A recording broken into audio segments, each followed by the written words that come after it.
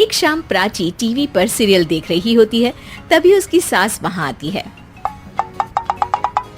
अरे सीरियल में तो ऐसे मग्न है जैसे आज रात का खाना पड़ोसी आकर बनाएंगे। मुझे पता ही नहीं था आपने अपने बेटे की शादी पड़ोस में भी की हुई है। हैं? मतलब? मतलब इस घर में सारा काम बहू ही करती है, आप तो सिर्फ खर्राटे मारती हैं। अच्छा जी, फिलहाल तो तुम आराम फरमा रही हो, चलो जाओ, ये मेरे टीवी देखने का समय है।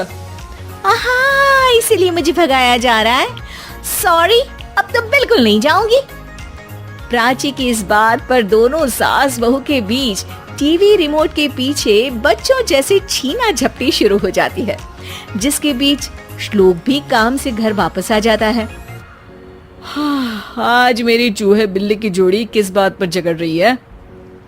अरे तेरे बीवी मुझे टीवी ही नहीं देखने दे रही। अरे तुम्हारी मम्मी मुझे खाना बनाने के लिए फोर्स कर रही है। अरे वाह, ऐसे बेतुके रीजन पर तो बच्चे भी झगड़ा नहीं करते। अरे मुझे कुछ मत बोल, सब इसने ही शुरू किया है। हाँ हाँ, जैसे आप तो बहुत दूध की धूली है ना। अरे बस दोनों चुप।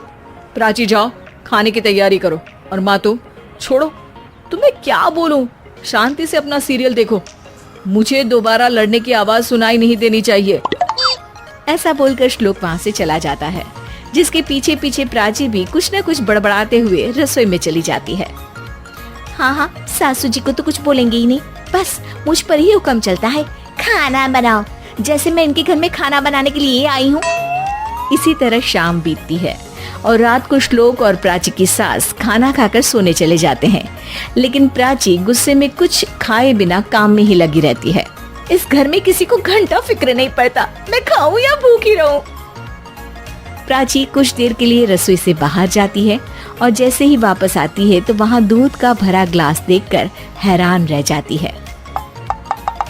फिक्र पूरी है, बस दिखाना नहीं है। प्राची दूध पीकर सोने चली जाती है और अगली सुबह एक बार फिर सास बहू का कार्टून नेटवर्क स्टार्ट हो जाता है। ये तुमने ही किया है। अरे अजीब जबरदस्ती है, मैं बोल रही हूँ मैंने कुछ नहीं किया। दोनों ने मिलकर पूरे घर को पागल खाना बनाया हुआ है। यहाँ कोई नॉर्मल इंसान तो रह ही नहीं सकता, इसीलिए अब पड़ोसी क्या रिश्तेदार भी घर आने से कतराते हैं। और सुन बेटे, तू भी चंगा, तेरी माँ भी चंगी, तेरी बीवी भी चंगी, रिश्तेदार। हाँ जी, आपको नहीं पता क्या, गंगाधर ही शक्तिमान है, रिश्तेदार ही। हाँ हाँ, बस समझ गया। कभी जानवरों जैसे लड़ेंगी तो कभी जुगलबंदी करेंगी। भाई मैं आप दोनों के बीच में नहीं फंसना चाहता। सास बहू की इस मनमौजी जोड़ी से परेशान होकर श्लोक अपना सिर खुजलाता वहाँ से चला जाता है। चलो अब मैं भी कीर्तन में जा रही हूँ। इस पर जैसे ही सास कमरे में अपना पर्स लेने जाती है तो वहाँ नाश्ते की प्लेट रखी देख मुस्कुराने लगती है और नाश्ता करके घर से बाहर निकलते हुए कुछ पैसे टेबल पर रख जाती है, जिसके कुछ देर बाद सिलेंडर वाला घर आता है। ओ मोरी मैया, मैं सिलेंडर के बारे में तो बिल्कुल भूल ही गई थी। घर खर्च के सारे पैसे भी मम्मी के पास है और श्लोक से बोला तो उल्टा 4 बात सुनाएंगे। प्राची ये सोच ही रही होती है कि अचानक उसका चेहरा चमक उठता है और वो घर में आकर इधर उधर देखने लगती है। तभी उसकी नजर टेबल पर रखे पैसों पर पड़ती है, जिन्हें वो सिलेंडर वाले को दे देती है। ये सब श्लोक देख लेता है। अच्छा बेटे, इतना बड़ा घोटाला, सबके सामने मैं तेरी दुश्मन और पीठ पीछे तेरी मेरी यारी। इस पर श्लोक एक प्लान बनाता है और शाम को सब एक साथ बैठे होने पर बोलने लगता है।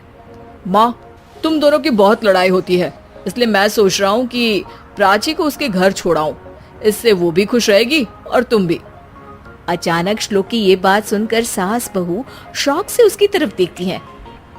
अरे ऐसे कैसे घर छोड़ाओगे, मुझे कहीं नहीं जाना। अरे तुमने बोला नहीं पर मैंने सुन लिया, तुम्हें मम्मी के साथ रहना अच्छा नहीं लगता, मुझे पता है। अरे वाह, अरे जब बहू खुद कुछ काम बोले तो वो तुझे सुनता नहीं, और अब जो इसने बोला ही नहीं वो तू समझ गया।